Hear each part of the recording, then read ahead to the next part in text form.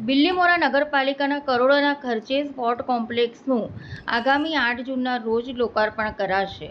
જો કે લોકાર્પણ પહેલા જ તેનો ભ્રષ્ટાચાર થયો હોવાનું વિપક્ષ માની રહ્યું છે, તો અધૂરી કામગીરી હોવા છતાં પાલિકા ઉતાવળે તેનું લોકાર્પણ કરી રહ્યું છે. બિલ્લીમોરા શહેરના લોકોની સુવિધામાં વધારો થાય તે માટે કરોડોના ખર્ચે સ્પોર્ટ કોમ્પ્લેક્સનું નિર્માણ કરવામાં આવ્યું છે, ત્યારે આગામી 8 જૂનના રોજ આ સ્પોર્ટ કોમ્પ્લેક્સનું લોકાર્પણ થનાર છે.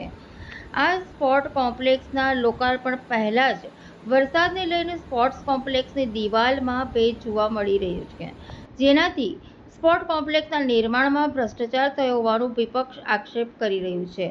તો સ્પોર્ટ કોમ્પ્લેક્સમાં 83 લાખના ખર્ચે નગરપાલિકા દ્વારા સ્પોર્ટના સાધનો મંગાવવામાં આવેલ તે સાધનો હલકી ગુણવત્તાના હોય તેવું દેખાઈ રહ્યું છે. તો સ્પોર્ટ કોમ્પ્લેક્સનું કામ પણ હાલ અધૂરું છે, જેમાં કામમાં લિફ્ટ તેમજ સેન્ટ્રલ એસીનું કામ પણ હજુ બાકી છે. તેમ છતાં નગરપાલિકા દ્વારા આ સ્પોર્ટ કોમ્પ્લેક્સના લોકાર્પણમાં કેમ ઉતાવળ કરવામાં આવી રહી છે તેવી લોકોમાં ચર્ચા ઉઠી રહી છે. સદસ્ય બિલીમોરા નગરપાલિકા સ્પોર્ટ કોમ્પ્લેક્સ એક બિલીમોરા માટે એક સારું નજરાણું છે,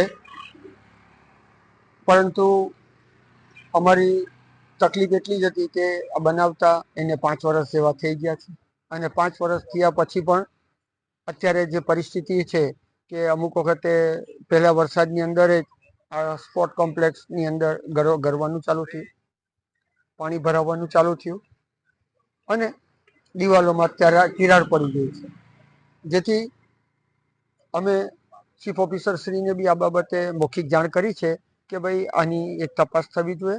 અને વારે વારે એક તપાસ આવે છે લોક વાયકા પ્રમાણે કે ભાઈ સ્પોર્ટના જે સાધનો છે એ સાધનોમાં તકલીફ છે, સાધનોની તપાસ થવી જોઈએ, જેથી બિલીમોરાની જનતાને કોઈ જ્યારે જીમમાં આવે ત્યારે કોઈની ઈજા ન થાય કે કોઈ ન થાય એની પૂરતી તકેદારી રાખવી જોઈએ.